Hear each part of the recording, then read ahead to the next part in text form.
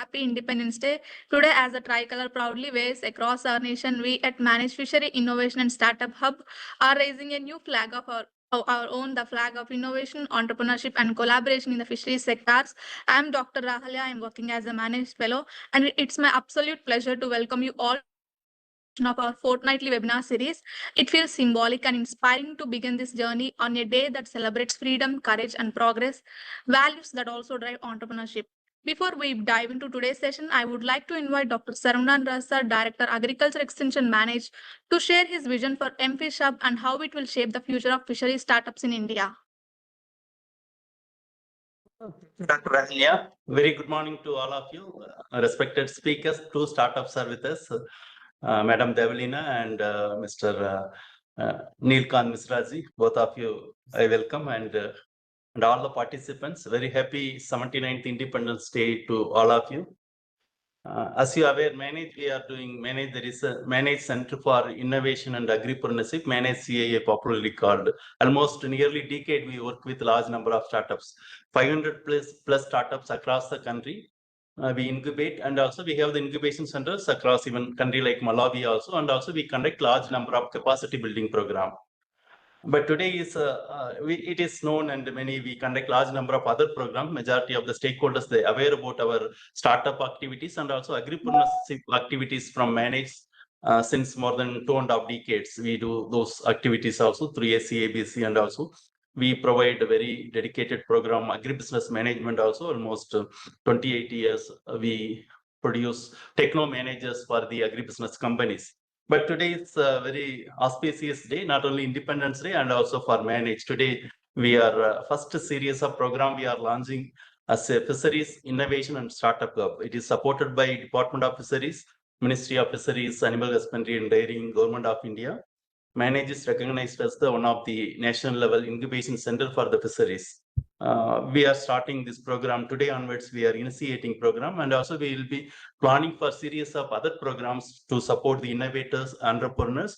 We will be having maybe large number of startups. We'll try to see and how we can mentor them. We will see the programs for the startups, innovators, aspiring entrepreneurs, and also other stakeholders, how we can build the capacity of large number of other stakeholders. Apart from building the mentorship and also building the startup ecosystem, one important missing link we will see, the stakeholders not, it is very difficult to connect each other. Many times startups, they work in isolation, very difficult to reach the other stakeholders can support the startups, and also startups can support others like FPOs or government agencies and farmers. That's why we try to, how we can connect the different stakeholders, those who are working for fisheries development. That's what we intend to do from this Fisheries Innovation and Startup Hub. And this is the series of program we are starting. This may be the first program online we are starting.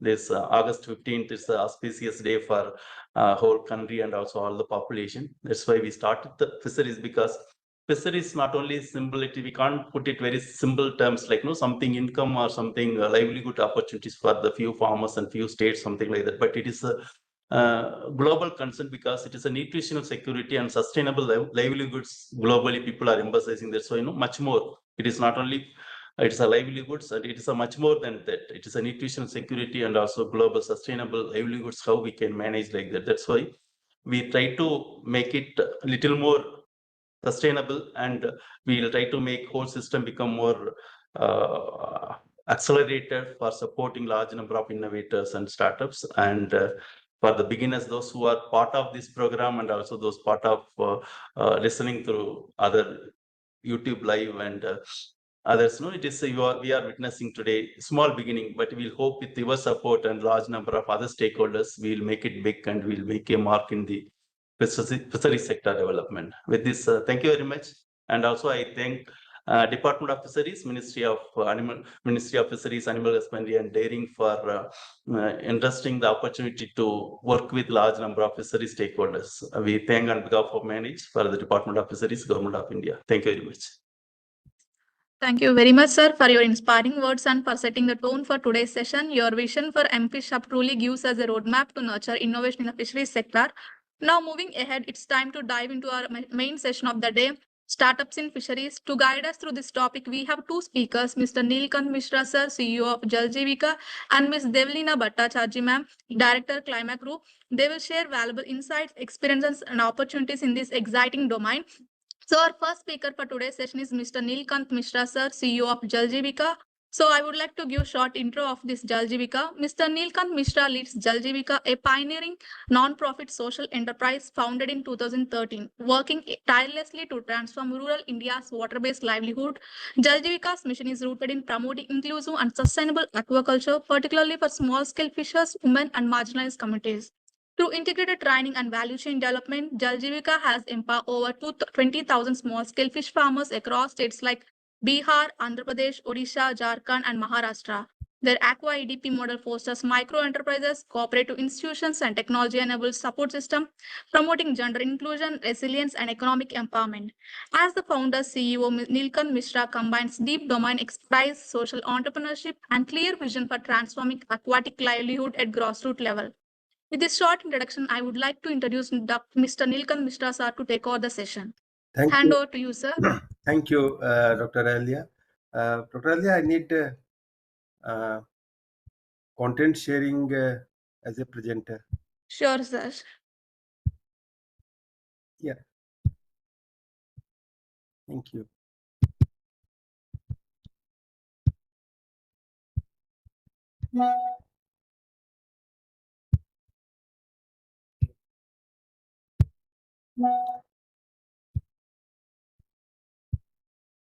Yeah. So good morning, all of you. It's a happy Independence Day wishes to all of you. As we are crossing, like we are reaching now to the 80th year of independence in next few years, and this is really a good time for all of us to work on the agri and allied sector. This is our traditional wisdom. Everyone says like basic necessity of everyone is like roti kapra makan. So any enterprise, business, or any activity, social enterprise or the social intervention across these three domain will really flourish. Always there will be opportunity to work on this part. Considering the fishery and aquaculture sector, like now uh, production wise globally as a export wise we are the one of the largest producer, and also it is really contributing significantly for the export revenue to government of India, farmers, entrepreneurs. And for last 60-70 years there was a lot of stress on bringing more and more farmer water bodies for the production system. It has been achieved a lot by the government schemes, by the Prime Minister Matsya Sampada Yojana and the regular activity of fishery department. But over last one decade, I may say, the lot of opportunity is coming up, and many startup, many organization, they are coming forward to do the innovative models in entrepreneurship. Like one of the best example I can share about the LCS. Uh, they grown up like anything during the COVID. They have started just before the COVID. Even the Captain Fresh, that those agencies they started during COVID, and in last 5 years they have grown up as a global entity.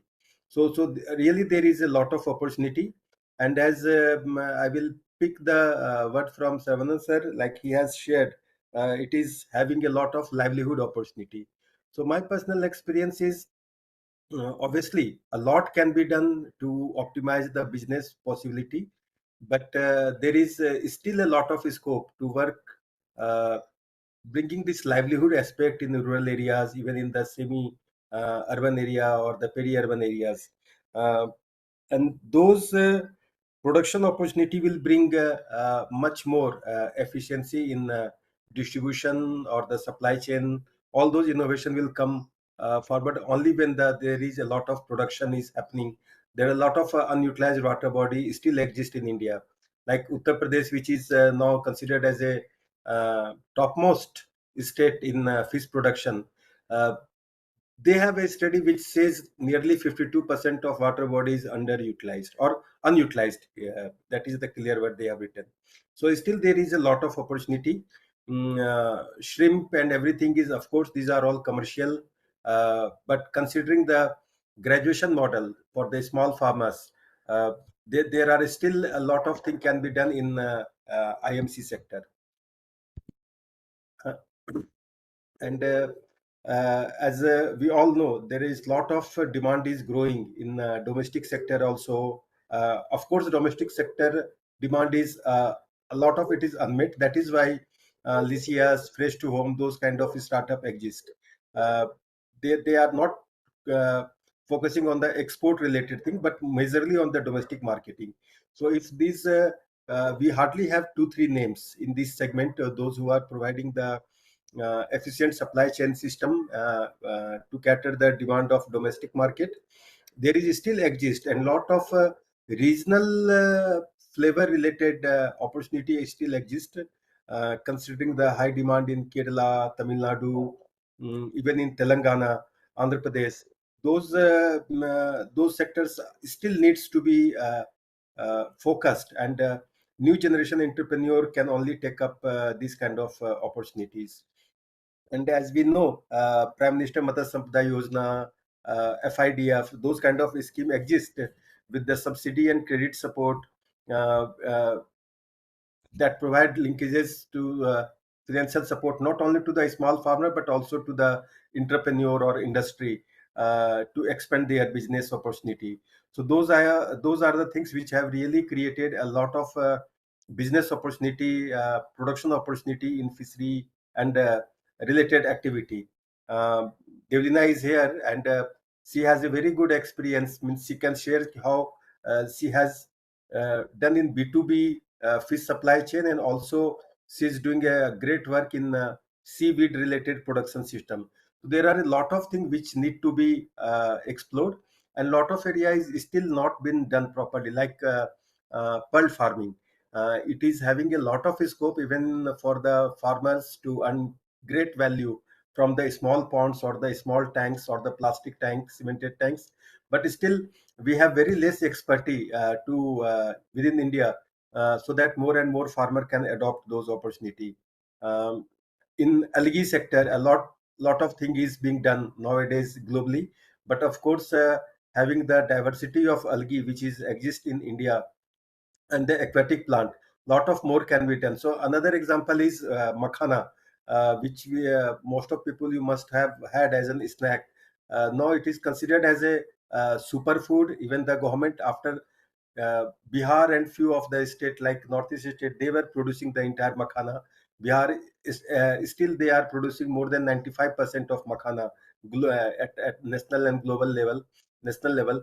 Uh, but there was it was all done by the farmers mostly, or the local traders. And looking at the opportunity now, government has made a board, a makhana board, so that will flourish more and more business opportunity, more and more mechanization, um, uh, food related different value addition, innovative snacks and other health related items that will certainly come in coming days, and which is having a lot of potential opportunity for the entrepreneur or new entity to look after. So what I wanted to say is, of course, when we say fisheries and aquaculture, uh, fish and related production system becomes the priority. But there are a lot of things which is grown in water. So look it from the lens of the aquatic based livelihood, that will give you much more uh, uh, unattempted opportunity in this sector. Uh, at this present, if I look at the entire startup ecosystem in India, mostly people are working across hatchery and production system, supply chain system. So you may see like lot of startup, not the startup, but the companies, traders, they work in Andhra Pradesh area only to supply, and Bengal also, only to supply fish seed.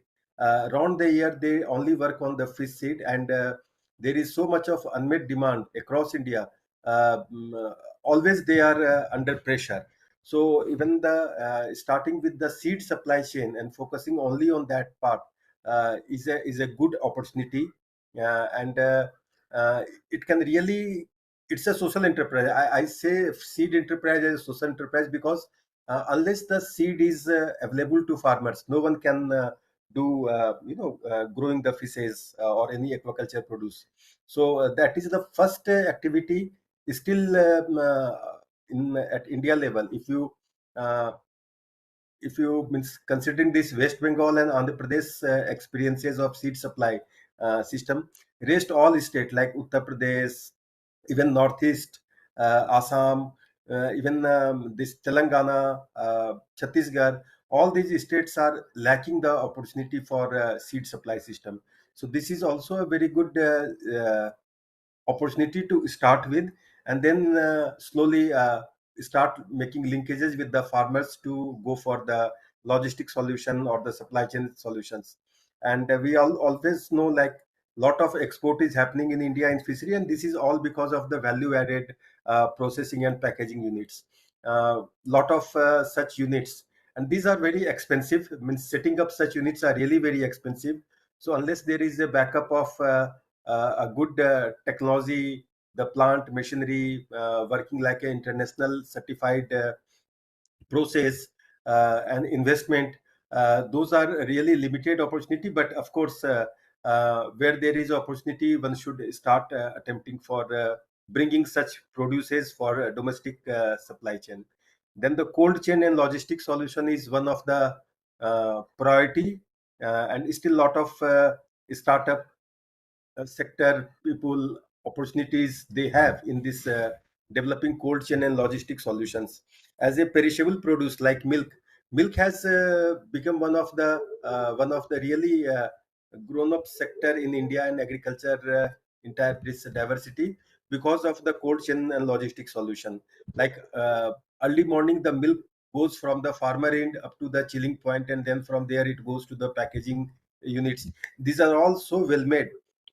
That is why Amul and so many other units, they are working well. So somehow this cold chain and logistic solution is also one of the opportunity where farmers are looking for a better price discovery only. It is possible when the cold chain logistic solutions are available. Then of course now this is a digital world, so a lot of things can be done, and still some organizations are doing using it as a digital platform in fish marketing, providing the traceability solutions, giving the farmers the advisory in time, and do all those solutions means considering like 30 crore fish producers in India. And then of course there will be at least 1 to 2 crore in the supply chain and as a laborer, as a local vendors. Uh, Such a huge number of population exist. Sorry, 30 lakh exist who needs this kind of immediate decision making support through the digital platforms. Lot of innovative ideas can be done, which is still very few organization has done in this sector. And of course this a lot of fishing related gear practices toolkits as a machinery, those are also an opportunity to start with. uh, as a if I say there are a lot of success story, lot of good learning are available in India. But I will share like Mr. Raj Manohar, those who have started with the Aqua Connect, started with the shrimp farmers, and now they have grown up from the input supply chain to provide them the digital solutions, and also linking their producers to export, those kind of thing, which is doing in mostly they are doing in the Tamil Nadu, but also they have explored in Orissa and other state. But as I said, there is so much of geographical spread in fishery sector. One startup or few startup are not enough. There is still scope for many other organizations to come forward and start doing those kind of practices. Uh, in Andhra Pradesh, there is a fishery FPO of the women's that is developed during the Andhra Pradesh livelihood missions process, and they are doing lot of processing related activities, also the dry fishes. and they are supplying it to as an hygienic practices to big mall retail units, and still they are continuing. It is started with a very small money by the government and SHG program, but now it has become a really large setup. And lot of tech enabled marketplaces, as I said, like AquaConnect is one, then Lycius is, of course, if you say it is a tech enabled marketplace, where the fishes are going to the last mile delivery at the consumer point, hygienic, cleaned, and those kind of process they have developed over the years. uh, but in this sector, it looks so nice, but of course there are a lot of challenges. In terms of the disease management is one of the biggest challenge. Means you can't be sure you will get a proper crop after the harvest, after the entire fish cycle is over. And disease control, disease management is one of the area which need a lot of different combination of intervention. It could be start with the water quality management, then the proper stocking, then the feed management. All those things are needed to maintain the disease-free environment for fishes to grow. Every year we see a lot of news like shrimp farmers are getting a lot of losses because of the disease spread or something happens and their entire consignment is not taken by the processing industries or the export. All those are because of the disease management practices are still at a very nascent stage, and the farmers, even the people who provide them the technical knowledges, they take it like a very light area. Means fish to ho hi jayega. But yes, if disease management is overlooked, it affect the entire, the everyone in the supply chain. Then the cold chain gap, we have very few cold chain facility up to the farmer level. And the yes, market price goes up and down mostly because of the export thing. And recently we have seen, heard a lot about the US related this extra charge that is coming to the fish farmer and all the export related units. That is also causing a lot of market volatility. But uh, this is mostly because we are considering export only as a solution. The moment we go for looking for the domestic market supply, those market volatility can be really controlled. And as an opportunity, traceability solution, climate resilient aquaculture, if I say, still lot of farmers, mostly in Gujarat, Andhra Pradesh, all those in Tamil Nadu, they are focusing in shrimp farming only because it looks very lucrative. But market has demand also for a lot of like Bengal and Orissa, lot of demand for high value fishes like mangur, singhi, pavda. These are all less prone to disease, and the market price is not so volatile. But also one of the opportunities, these fishes are consumed mostly in the local market. So lot of other costs related to supply chain, related to processing, these all goes down, very down. Those kind of climate resilient aquaculture, new variety, if it is promoted even in the other part. Like I was very surprised to know people do a lot of per acre, like 8 lakh, 10 lakh rupees investment for shrimp farming. But whereas these kind of resilient varieties are overlooked. So if it can be produced across India, mm, lot of I mean to say, these challenges can be issues can be overcome in aquaculture sector. And partnership with the government agency, mostly people go government agency for only for the grant or subsidy. But apart from this grant and subsidy, government also provide a lot of opportunity to scale up or provide the conducive environment to do the business. Example is uh, few years back in Orissa, government has accepted dry fish powder to be supplied in Anganwadi units or in the midday meal scheme in the schools. So lot of women SHG member now they have started doing the dry fish, making it in the powder form and supplying it to government. And looking at this process, what government has adopted in Orissa at this moment, lot of private sector, different NGO, they have started making this their women's group, cooperative members capacity to make a very hygienic dry fish packaging and supply chain even in the private area. So one of the thing is recently I was visiting Paradip part of the Odisha, and where we found like these women SHG members they have adopted a level higher in the making hygienic dry fish. So normally in Mumbai and other part Andhra Pradesh we saw for dry fish fishes are thrown on the sand. Lot of dirt, everything is there, and after drying it just go to the market for the consumer. But where in the Orissa, I saw women are making they have made bamboo raft system, and it is the all fishes are covered with the net so that the birds and other dust doesn't go inside, and they are really getting a much better price because their process are much more hygienic. And Paradip being a trade center, they have got a very good linkages with the local traders, outside traders to provide them the hygienic cleaned dry fishes. So those kind of partnership with the NGO private sector, that will also bring a lot of opportunity for the new startup. So another one example I will give. Recently, I met one of the entrepreneur working in Telangana.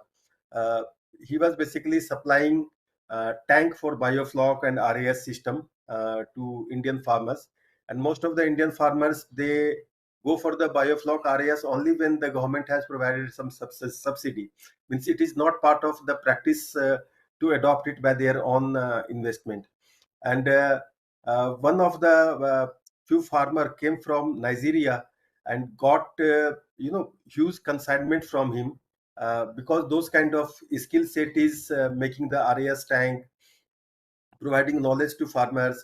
Those kind of things are doesn't exist in other countries. And Africa is booming up with the tilapia farming because they do all the export to United States and other European countries. So for tilapia farming, means whatever was his annual turnover in last 4 or 5 year average annual turnover, he got more than that only with the one transaction. And people came from other country to Hyderabad and then procured from him. So those kind of thing is also needed. Means how what I wanted to share is how you promote your own idea concept to the other part of world, government or other sector, then only customer or the prospective new adopter, new farmer will come forward to take facility provided by the startup.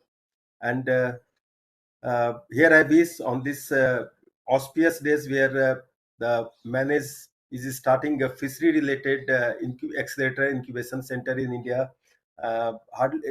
This kind of sector specific support system was really needed. Thank you, manage to bring that gap. And in this process, a lot of value chain innovation will come up. With the help of all of you as a prospective entrepreneur in this sector. Thank you. Thank you, Nilkant Mishra, sir, for sharing such valuable insights on fishery-based startups. Your session highlighted the immense potential of fisheries in India and the vast scope for startups in this sector. From aquaculture and value-added processing to cold chain and logistics solutions, digital platforms, and eco-friendly fishery gears and practices, you shed lights on the key opportunity areas driving innovation of fisheries. This session will undoubtedly motivate many aspiring entrepreneurs to explore this exciting and impactful sector. Thank you so much, sir. So the participants, if you have any questions regarding this session, you can keep in chat box and also you can raise your hands. So the questions will be taken up after the second speaker's presentation. So moving on to the next session, we have Devalina Bhattacharya ma'am with us. So she is a data scientist, entrepreneur, and blue economy strategist working at the intersection of marine sustainability, climate resilience, and technology innovation. She is the founder and CEO of Numerate, a data intelligence company that leverages satellite data, AI, and mobile technology to empower over 10,000 small-scale fisheries across India through predictive ocean analytics and traceable supply chain. She also serves as the Chief Operating Officer of Climacrew, a climate-first marine biotechnology company developing seaweed-based bio-input for agriculture, aquaculture, circular economy applications. Under her leadership, Climacrew has become a contract development and a manufacturing organization for the global seaweed economy, enabling sustainable value chains from ocean to market. She is a passionate advocate for inclusive, tech-enabled blue economies, particularly in the global south. Her work has been recognized by the European Space Agency, UN World Food Programme, ISRO, and World Bank, among others. She has contributed to working group meetings around policy discussions on marine spatial planning and ocean data governance. She was featured in the Forbes India's Top 100 Women Power list for her leadership in the climate tech and marine innovation. She holds a master's in data science and public policy and has spoken at international forums on the role of ocean intelligence in the driving global sustainable development, food security, and climate adaptation. With this short introduction, I would like to introduce Devanina Bhattacharjee ma'am to take over the session. Thank you very much. That was not a short introduction, but thank you so much for the kind words. I hope I am audible. Yes, ma'am, you are audible.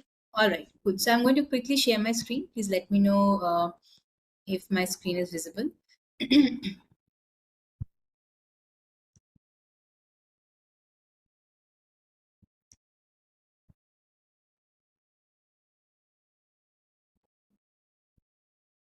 Yes, ma'am, it is visible. All right, fine. So it's always good to hear Nilkanji present and talk about the fisheries sector. I have known him for a while, and he has been a guide, a friend, helping us charter the sector. He talked about, or he works in the inland the fisheries economy mostly. What I'm going to talk about today, and my work primarily consists of the marine space.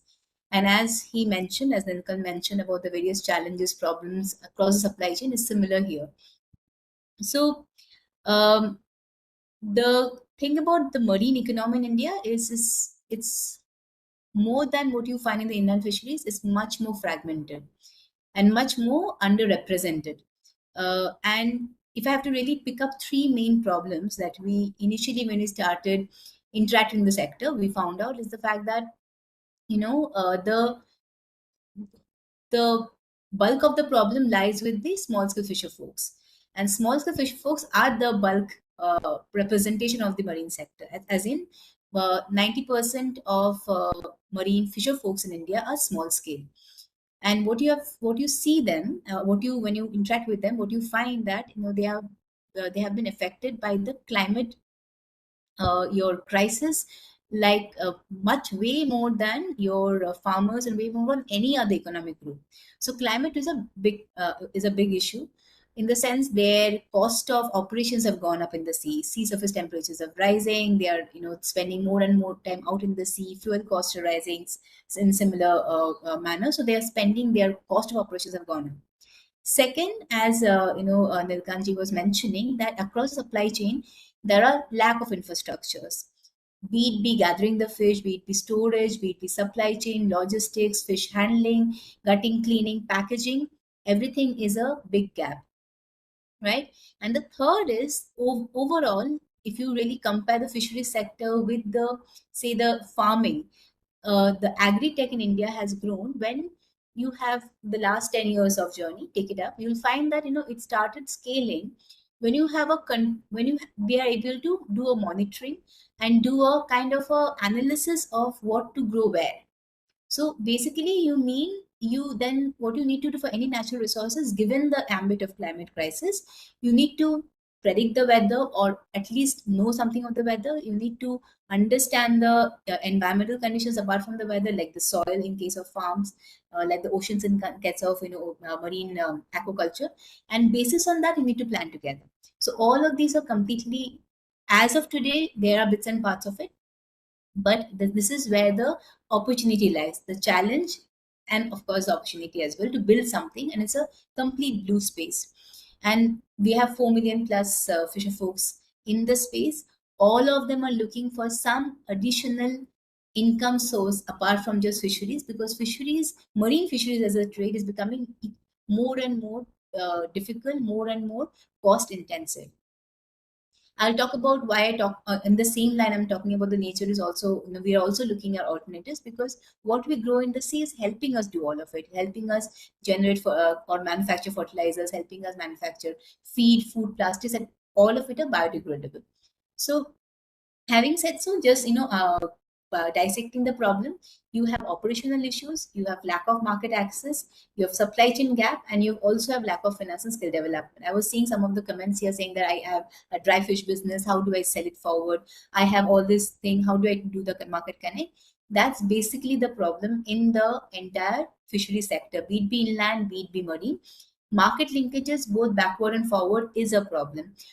Who will solve it? We will have to solve it ourselves. There are government schemes, but at the end of the day, for startups, what really works well, because we are agile, we are mobile, we don't really need too many, what do you say, uh, approvals or too many passing papers between desks to really get something done.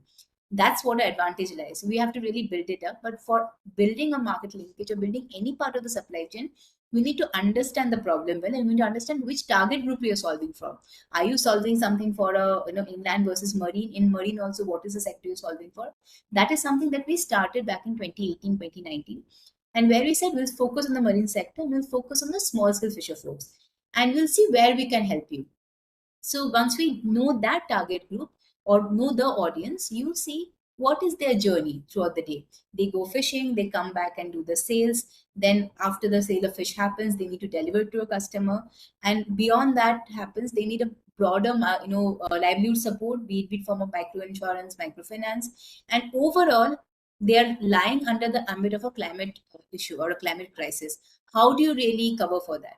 So that's the reason, once we segmented, the first thing we found out is their big lack of climate resilience, where they are being out in the sea 80% of their time.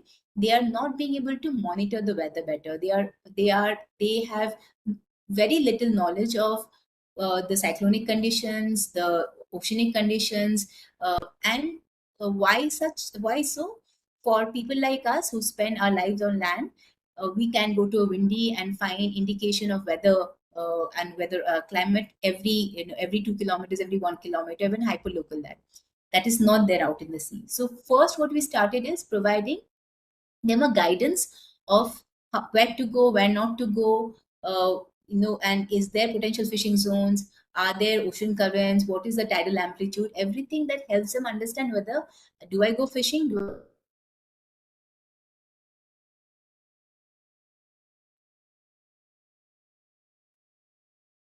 I think so. Hello, ma'am. Ma'am, your voice is breaking.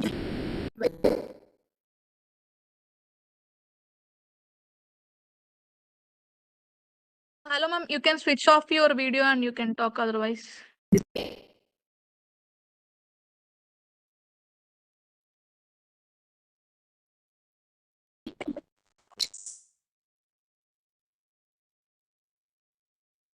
Hello, ma'am. You are not audible, ma'am.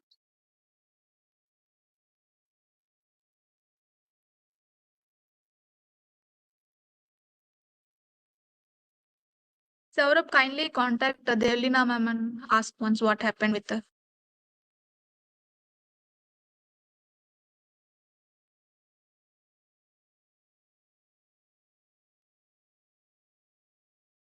Devlina ma'am.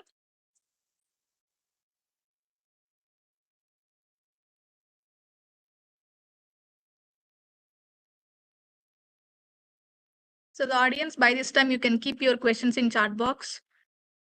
Sorry for the interruption.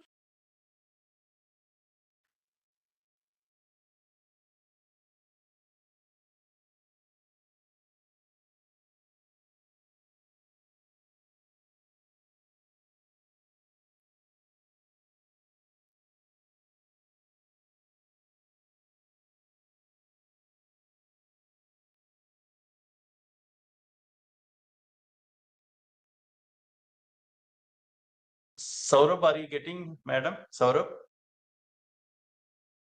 Yes, sir. She is joining back. Okay.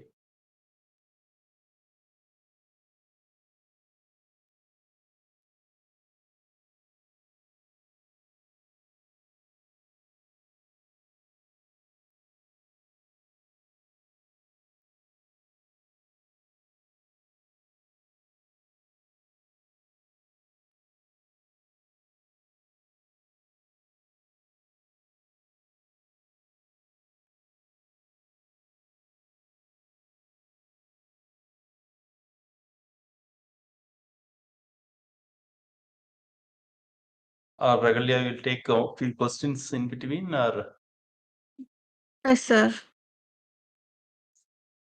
Okay, Nilkanta, sir, shall I take few questions? Yes, yes, sure. Is it okay for? Yeah, okay, sir.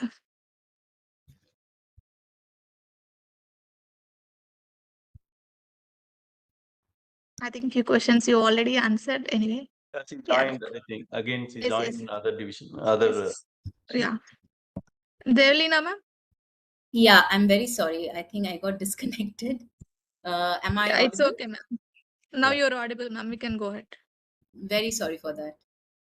It's My okay, ma'am. system just froze. Okay, so I'll pick it up from the third slide. I'm just going to quickly reshare my screen.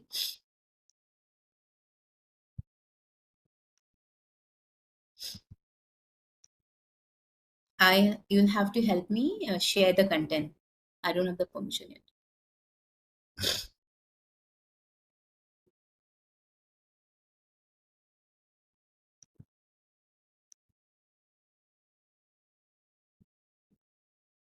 Saurabh, we can share from our side. Otherwise, another device we can give the share option. No?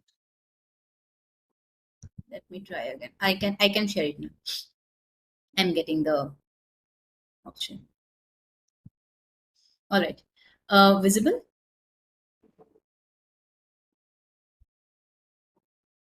Yes, ma'am. Is it Visible, ma'am. Okay, great. All right. So I covered the marine and the weather advisories bit. This is what Nilkanji was talking about. The fact that after we provided the marine advisories, we realized the next big challenge for them is the market linkages, especially for selling fish. Why it is a problem? Because all these fishing communities stay in very, very rural spots. They are, they are dotted across the line of our ocean boundary, and there are remote villages. Even if they're catching a good fish, for them to come and sell it to the market is almost a 50 plus kilometer hike. So is there something that we can do to improve that better? And it's not about your just forward linkages, also backward linkages. I'll talk about what is the difference between forward and backward linkage. One thing that I wanted to mention here, that you see here, this is our app that which we provided to help them navigate their own sea routes better, which means if they want to if they got a good catch in the oceans, can they mark a point there, which improves their entire supply chain of or their own tracking of their immediate seas or neighborhood seas better. And what this adds is that if anybody is interested, and this is an optional feature for the fishermen, this adds to the traceability of the seafood from where it is coming from. A quick wrap around it: anybody who's working on the seafood trade, India as a country, we have 65% of our exports of seafood depends on Venami. And anything that you're exporting outside India, you need traceability information. Otherwise, you cannot really export that into Europe, export that into US or other areas. So traceability is very important. At this moment, is completely your manual. Anybody who can improve that, and we have not found a solution to it yet. We've been trying it for a while. We have a solution, it's not being used. So to enable traceability in the economic or or socially, for the people to use it, there's some kind of an opportunity there. Anybody can solve for it. There is a big large application there out for all fish exporters. This is how our app works. It helps fishermen find fish in a sustainable way. It helps them track their own catch. And this helps in not only improving their a single fisherman catch, but also in reducing their cost of operation. As I was saying, they are finding more by being less out there in the sea. The next yeah, moving on. As I said, we started from a very climate centric angle. Where we started, we realized that this entire sector, and apart from climate resilience is built into the entire supply chain. What do I mean by that? If you don't address the climate resilience for the source, you won't able to address the climate resilience for the the end buyer. If you don't get enough fish, you won't be able to sell them better. So what we started doing is for our fishermen who are using the app, we not only started providing market advisories or marine advisories, but we also started providing market advisories through the platform. And this helped us during COVID.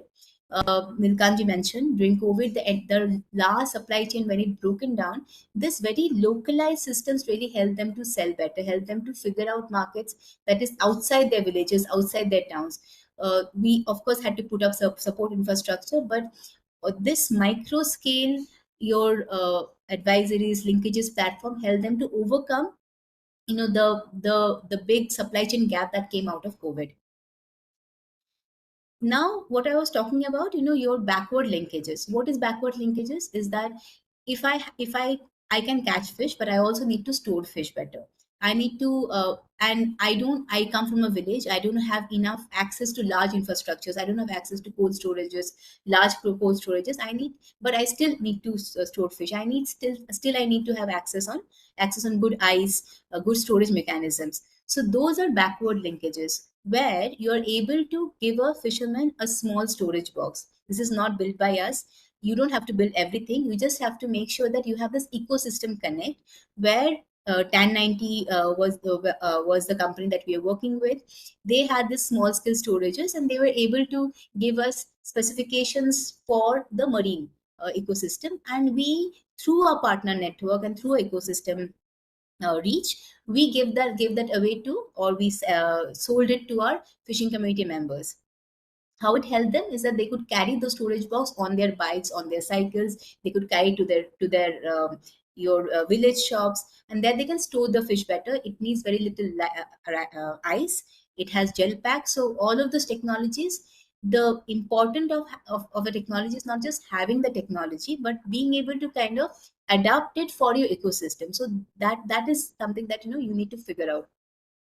Apart from this, we also did financial literacy outreach. We also did your overall technology literacy or technical literacy outreach. How it really helps is, if you're working with a community, as they grow or as they mature in their business, as they climb up the supply chain, it helps you.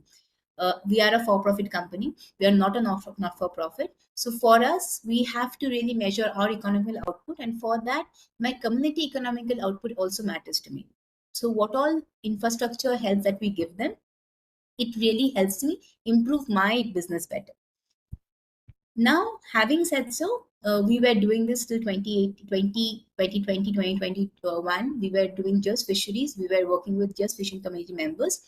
But here, what we realized, that given the state of climate change, they need more than just fisheries. And they also need adaptation. I can probably answer what is, or later in questions, what is mitigation versus adaptation. But they need more additional income. And where we started cultivating seaweed with them. And seaweed was a completely new sector. The reason we chose seaweed is ideally because I have my ecosystem partners, I have my community groups. They are an ocean-bound group of people. They know how to really go to the ocean, swim, deep dive, whatever is needed.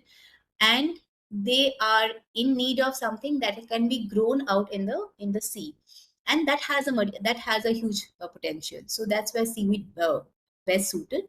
But what we also realize is that they cannot just go to the market and sell seaweed. There's a reason we had to really develop infrastructure that will extract the value add from seaweed. Not only I'll have to build a community to cultivate seaweed more and more, but I also have to bring in the market pieces which will help me generate the highest value add from seaweed. But this, once we first started, as for fisheries, what we had to start is understanding where seaweed can grow best. As I said, monitoring and analysis is the first step for improving every agriculture output, be it be dairy, be it be farming, be it be fisheries. You should be able to monitor and analyze where you're growing, what are your best seasons, what are your parameters, ground parameters, in our cases ocean parameters. We do all of it through satellite based analysis. We also do in situ studies, and to be able to compare different parts of India. India is a peninsular country. The marine conditions are very different from east versus west versus south. The sea flows are different. You should be able to monitor it, and that's what we started monitoring. And as of today, we have the grounds mapped across the Indian subcontinent. If you ask me what seaweed can grow best in the coast of Orissa versus what can best grow in the coast of Tamil Nadu, I should be able to tell you, or my team will be able to guide you. Having said so, the next step, once we identify the ground, the next step is to train your farmers, train your ecosystem partners. And this is very important. They must be having the basic skills of growing, but anything that you do, or any community work that you do, it is important for training them in your SOPs, in your best practices. You have to tell them these are the various steps to be able to get the highest yield, and that is important to be given to them not only once but multiple times over, because at the end of the day you're going to take that produce and sell it in the market. Tying this back to the export bit that I said, the anybody who is working on the fish output or any kind of fish processing, the export quality is very different. So if you're looking for that market, you have to make sure your sourcing, packaging, and all such post processing is very up to scale. And for that, you'll have to train your workforce. You have to train your community members in a way that helps you, keep not only generate funds but keep keep up to the standards of the operations, and then you will get the best buck for your product. And so that's what we do, and we keep doing this. We work with partners, we work with Nilkanji and his team as well, in able to kind of get the best material from your seaweed farmers across India. This is from the supply, but again we had to keep an eye on the demand. If you are working on working on around any kind of market economy, you'll have to make sure your supply and demand match with each other. At least your supplies are consistent and you are attending to the demand that the market is providing you. So we had to be very conscious, saying that okay, now we are collecting the seaweed, but where it all goes to, what is happening in the domestic, what is happening in the international arena, what all can be first started. So there is a large market, but where you get where your skill sets, where your team sizing, where the your access to finance, access to any other support infrastructure helps you get started with. So this is again an exercise that all of you need to do to really understand.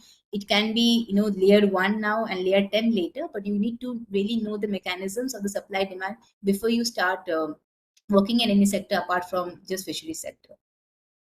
I will take few minutes here just to say that this slide that you see, this came out of a lot of rigor. I mean, when we initially started, we were figuring out a lot of things, but over and over you repeat it. You need to understand how can you really be able to streamline your activity into a certain step-like manner. This gives you clarity. You'll have to understand where your value add is coming in. Are you value add in sourcing? Are you value add in any kind of improving the supply chain? Are you value add in analytics? Are you value add existing in improving the overall quality of the product? Once you know your value add, stick to that. Rest of what you're getting, where you're selling, can be done by ecosystem partners. Again, you don't have to do entirely. There is no need to build from scratch everything and anything, but you need to understand what you're doing better than other. Where is your competition? What are you, providing more than what others can, what other competitors cannot provide? Or you have some kind of an your advance in the technology, advance in the market outreach, advance in any kind of captive systems that you have with along with you.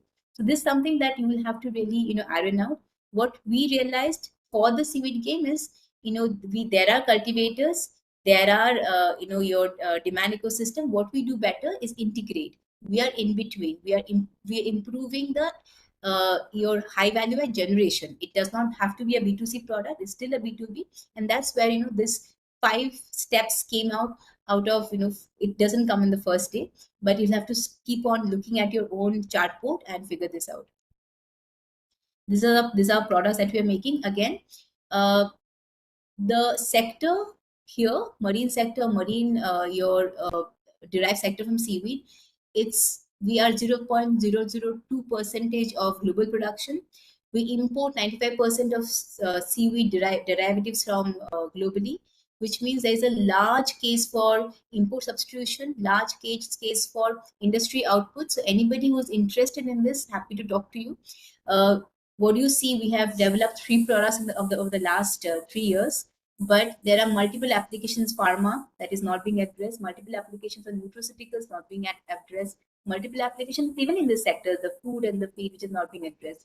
So this is something that currently The government is also pushing. There are multiple such incentives in the PMMSY that helps the fishermen to cultivate, helps the sector to produce. So anybody wishing to learn more, I'm happy to share whatever I know. Last but not the least, I will end my presentation on the impact that this sector makes, or whatever you do in the sector. Especially for the marine ecosystem or blue economy, anything to do with fisheries, it touches multiple SDGs. One thing that you will see that is very prevalent across the marine economy is the big application or the big support of the fisherwomen. They might not be the formalized, or you might not see them being in the mainstream, but everything after the fish is caught is done by the women. Having said so, the representation at this point in time is not so much prominent. But what we do, and any kind of digitization, any kind of infrastructure setup that you can bring in, you're helping improve their lives, helping improve their participation, helping improve the gender roles of the entire community. And that's what we also see through our work, and see through Nilkanji's work, see through any other aquaconnect or any other fishery sector work, where you see women participation and gender role improvement has been happening. Apart from that, what we make out of seaweed, one is a fertilizer which is completely sustainable. It is organic fertilizer, it is zero chemicals, so we distribute that to farmers through our B2B partners or B2C partners, where we see improve in the cultivation of multiple crops. And this is where I was talking about the value add. You need to realize where you're value adding. This is something that we do as a company, and it also helps us connect to farmer groups better and kind of channel the entire circular economy story. Seaweed as a crop, marine crop, is the highest in carbon sequestration. So if any one of you here are measuring carbon, I would say look at blue carbon. That is currently not being measured. There are no such infrastructure frameworks to really measure blue carbon better. Anybody who has any has any idea of carbon market, look this up. There is no such current golden standard for blue carbon measurement. But having said so, in situ, whatever study has been done, it is the highest contributor or highest sequester of carbon. And this also, there is a sustainability, a completely a green economy or a earth friendly crop that that kind of rules the entire overall discourse on seaweeds. Just a summary on multiple SDGs that you touch. The good thing for the sector, which I have faced in my initial years, that when you're starting a startup, you need a lot of funds, you need support, you need everybody needs money, right? But raising funds like equity funds in the early stage is difficult, because you're still building the revenue. Equity investors will only come if you have a certain revenue, a certain track record over year on year. But if you are in the fisheries space, if you are in working in and around this space, since you have this SDG applications, you are doing an impactful work, there are multiple grants you can reach out to, and there are grants that work across the supply chain. And if you want me to share some of the grants that we have applied to, we have got both international and domestic grants. I'm sure Nilkanji can also share here, but there are multiple grants from the government, from international organization, from multiple other department, apart from the Department of Fisheries, that you can really access to do your work better. But to apply to the grant, you need to really understand your theory of change. You need to understand where all you have to track your impact. You have to build up those case studies or success stories through which you can apply to those grants. I'll leave it at that. This is my last slide. Happy to answer any question. Thank you, Delina Bhattacharjee ma'am, for sharing your valuable insights on the status of marine economy. Your talk shed lights on the major gaps in this sector: fishing operational challenges, lack of market access, supply chain inefficiencies, limited finance, and need for skill development, importantly. So you also introduced us to the Numerate O-Fish app, explaining how it helps farmers digitizing the fishery operation and improving the efficiency and connect to the better market opportunities. Your practical solution and technology-driven approach have provided participants with fresh perspectives on how innovation can transform the fisheries value chain. So thank you so much, ma'am. So the participants, if you have any questions, you can keep in the chat box, and also you can raise your hand. So the questions will be taken up now. Yes, I'll take a few questions and also participants, you can raise your hands. I'll unmute you so that you can talk with the speaker directly. So the Gaurav speaker is asking, please shed some light on aqua feed. Is there ways to outsource fish feed and sell in market with better marketing? I think anyone can take up the question, Neelkan sir or Delina ma'am. Yeah, yeah. Of course, feed is feed is always having a very good market related opportunity. Lot of startup they started working on this part. Like if you search Manja, MANJHA Manja, they do basically work on the providing this fish feed and chemical medicine etc. at the farmer's doorstep. So of course this is uh, means evergreen sector to work in. Only thing is instead of starting your own brand, working on how the economics works in this sale of the fish feed, what's the margin. So that kind of understanding can be done with the working with some reputed feed company. Thank you, Just sir. to add two things to that, if you have been following the news, the entire either be Trump tariff or the import of fish feed has becoming a challenge. So as Nilkant ji was mentioning, you might not make the end feed, but you might improve the ingredients that goes into your feed. So if you can understand which part of the feed that you can provide, there is a big market out there. Yeah, yes, ma'am. So the Nikhil is asking, can you please explain the pearl farming, its scope, and where can get training for it in Maharashtra?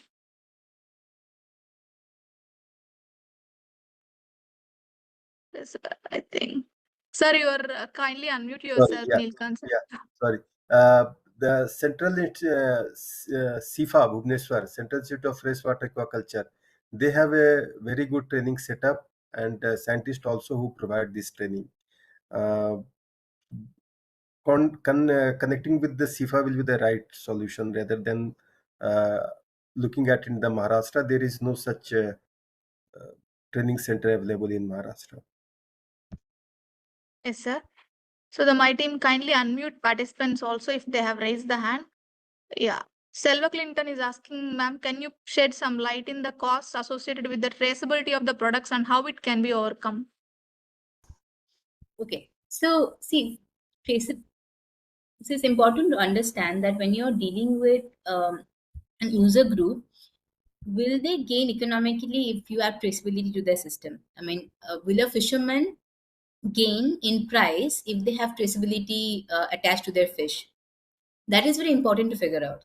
If you can figure that out, then putting the technology to get the traceability is not that much of a challenge. It's still a challenge, but the bigger issue is that will a fisherman be able to sell better or get 2 rupees or 10 rupees more if their packaging has a traceability? We have seen that happening in the organic farms.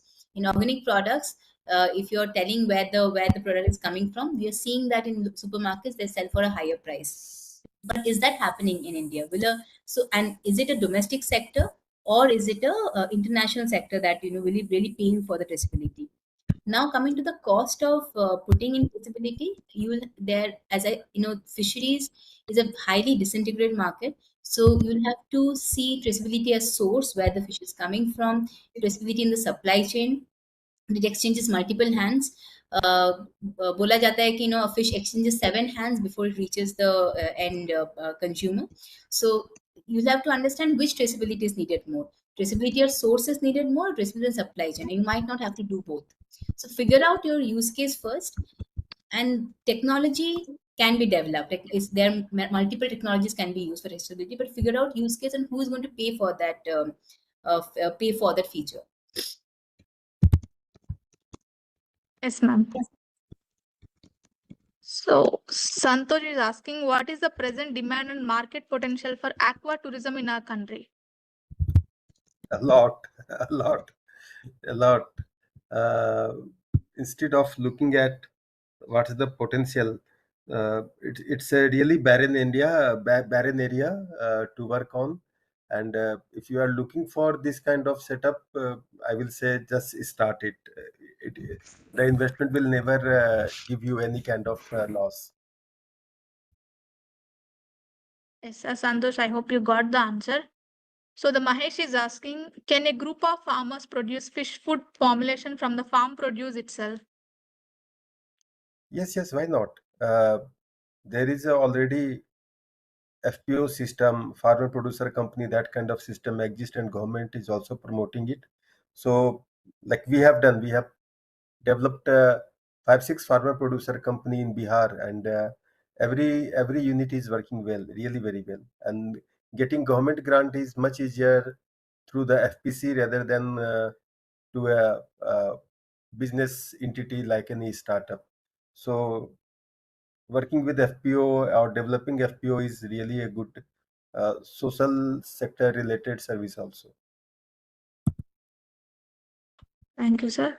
So Ventas is asking for shrimp farming, specific seaweed species like Enteromorpha prolifera is the best to mitigate the biotic stress and rich in astaxanthin derivatives. Where can we get this in the pure powder form? Please suggest what he's asking. So Enteromorpha, it's from what I know, and from what we have not really dealt with the species, to be honest, but it is available in South India, available in Tamil Nadu. It's also available in some parts of Gujarat.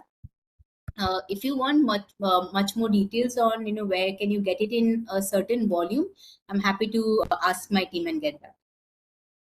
If you're looking for that particular species, I'm happy to ask my team and get that. Okay, ma'am. So Atul Kumar has raised the hand. Kindly unmute Atul Kumar. Dr. Atul Kumar Jain. Yeah.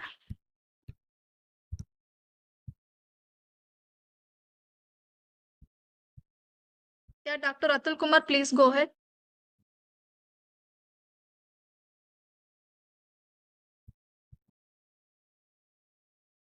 Okay. Okay, I'll take up one more question from other one. So Kole has raised the hand. Kindly unmute Kole.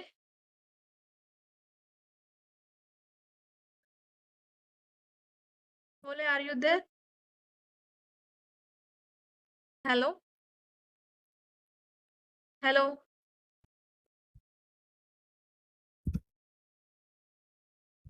Okay, I'll take up one more question. So Banu Sandeep is asking, as a fishery graduate, what potential opportunities exist in the urban small-scale fisheries related startups in Andhra Pradesh, and what support system or resources are available to help us establish and sustain them?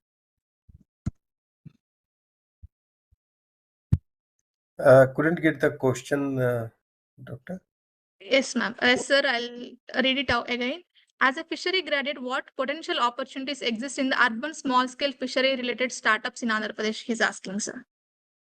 A lot means you can start with anything like fish feed supply or the fresh fish supply to local vendors or the wholesale market, even the processing related thing, value added product development. Uh, you can start with anything, even the ornamental fishes, supplying to the ornamental unit to customers. There could be anything that can be started.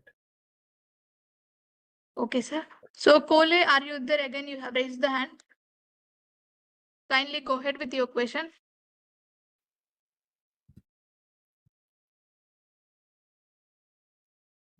Sharath Pant is asking, why we don't have much canned sardines like value-added products for export? Any challenges to go for it? It's only because of the moment we go for any agri and processed food related export, it requires international level, all those compliance, the quality, packaging, and lot of like in our local fishes, if any kind of traces of chemical is there, it will also go to the processed item. So maintaining that standard is a very costly affair.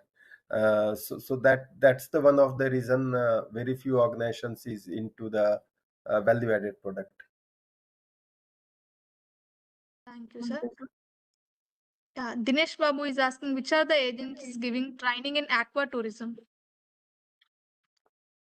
Uh, in my knowledge, there is no such unit uh, for training on aquatourism.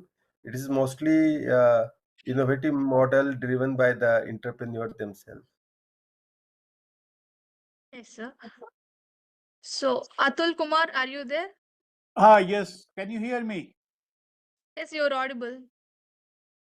Okay, Dr. Shabnan, good morning. Yeah, good morning, sir. Good Okay, morning. fine. How are you? It was nice Fine, to see fine. you. I am not asking questions. There were two questions. If you permit, I will answer those two questions. There Go was a ahead, sir. question Go ahead. on cold storage, and there was a question on aquatourism. So, if the panel permits me, I will just answer those Please go questions. ahead, sir. Please go ahead. One was about the cold storage. One person was asking how to get the funding for making cold storage. So the easiest way, there is a scheme under Pradhan Mantri Matsya Sampada Yojana. You can contact your district fisheries officer of your district, and through them you can submit an application for getting a cold storage. Secondly, if you are not interested in that process, but if you go through state fisheries department, you will get a subsidy. And if you are not interested in this, you want a quick process, then the government of India has launched a scheme, Fisheries Infrastructure Development Fund. And for cold storage, you can get a loan up to 1 crore rupees for setting up a cold storage. So you can directly apply. You visit the site of the Department of Fisheries, Government of India, and you can just prepare a DPR and submit it there. And within a fortnight, they will contact you. So that is one about the cold storage. Someone was asking about the aqua tourism. Aquatourism, when you are asking about aquatourism, then you have to be very clear what do you mean by aquatourism. Whether it is water-based activities or these are the activities related to fisheries. Okay, it is related to fisheries, then let me tell you that there is a lot of demand of public aquarium galleries in our country. There are hardly few public aquarium galleries in our country, but during the last 5 years, some very good projects have come up.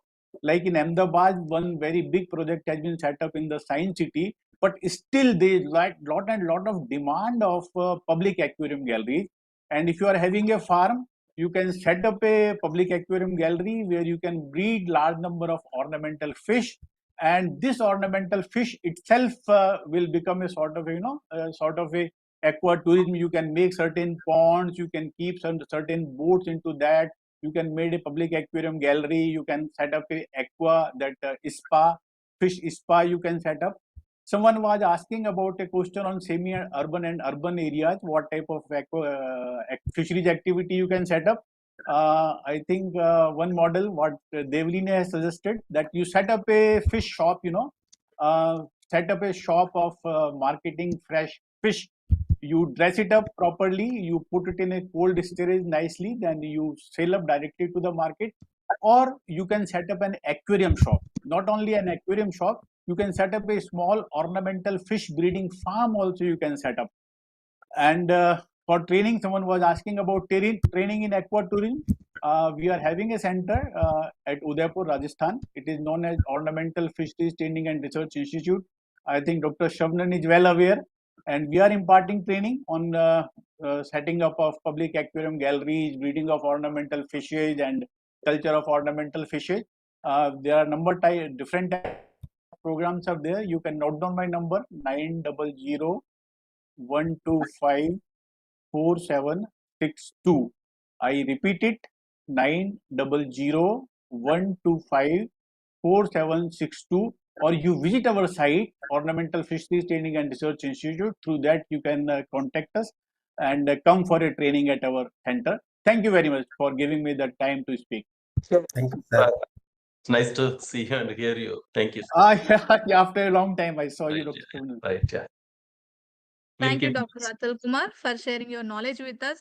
So we are going beyond 12. Since it is 1 hour session, I need to conclude the session. So thank you, participants, for all your questions.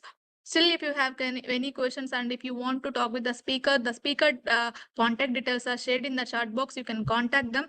And also, if you missed any part of today's webinar and if you want to rewatch this today webinar, the YouTube link for the webinar is given in the chat box. You can watch it, and to stay updated on upcoming events and program and exciting opportunities from the MANAGE-FISHub, Be sure to follow us on our social media platforms, LinkedIn, Instagram, Facebook, YouTube, and Twitter. The link for the social media platforms given in the chat box. And we are proud to launch the Manage Fisheries Startup Innovation Hub with this MANAGE-FISHub Fortnightly Webinar series. This is our brand new incubation center dedicated exclusively to foster innovation, entrepreneurship, and a sustainable solution in the fishery sector. And that's not all. We, along with this opportunities, we are also offering internship through M-FISHub. And we are also launching the Manage Aqua Eureka, the national level Aqua Innovation Challenge organized by the Manage Fisheries Innovation Startup Hub. So interested participants, you can register for it. The registration link is given in the chat box. So last date for the application is 15th November. And before concluding the session, I would like to thank our esteemed speakers, Nilkant Mishra sir and Devlina Bhattacharya ma'am, for sharing their valuable insights today. It's really our pleasure to have you here on the M-FISHub first fortnightly webinar series. The knowledge you have shared with us really would helpful for all the participants who wants to excel in the fisheries sector. And also heartfelt thanks to our director, Dr. Sarvanan Raj sir, for the vision behind launching this fortnightly webinar series. My thanks also go to the entire MANAGE-FISHub team for your efforts in organizing the today's session so seamlessly. Finally, don't forget to share your feedback. The feedback link is given in the group. And also do register for the upcoming webinar on August 29th. As this is fortnightly series, we encourage you to register in advance. See you then. Until then, take care and stay inspired. And finally, happy independence to you all. Thank you, Nilkanta ma'am and Devlina sir. Thank you. Thank you so much. Thank you both the speakers, Nilkanji and Madam Develina. Thank you very Thank much, you, and sir. we'll keep in touch with you. Thank you. Thank you. Thank you so much. It was a pleasure.